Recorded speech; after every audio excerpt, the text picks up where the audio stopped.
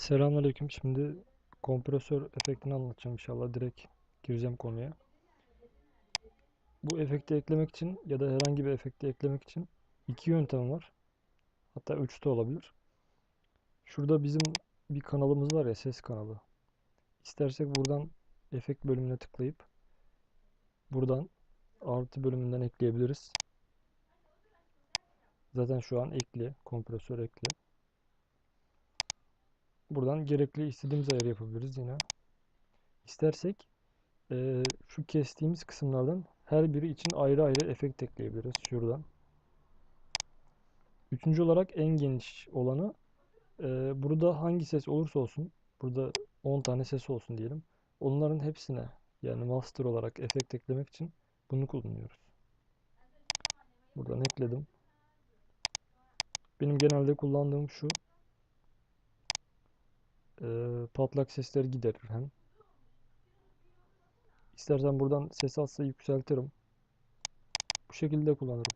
Deneyelim sesi bakalım. Reformist hocalar ne diyor? O ayetleri öyle anlamamak lazım. İsa öldü. Bizim Ses biraz az mesela.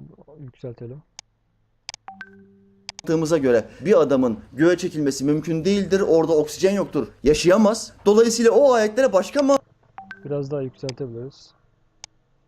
mana vermek lazım diyerek ayetlere takla attırıyorlar. Akıllarının almadığı bütün mucize ayetlerini inkar ediyorlar. Allah Teala Kur'an'da onlara hem gençliğinde vaaz eder hem yaşlılığında vaaz eder diyor İsa Aleyhisselam hakkında. İsa Aleyhisselam kaç yaşında semaya yükseltildi?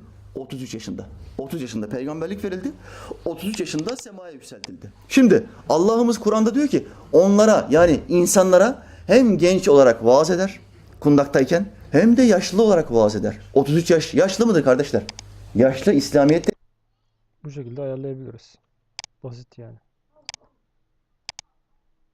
Buradan hazır ayarı bir daha ayarlayayım.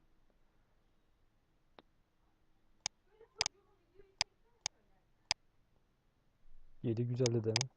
55 yaştır. 55 yaşına gelmiş adama ve kadına yaşlı denir.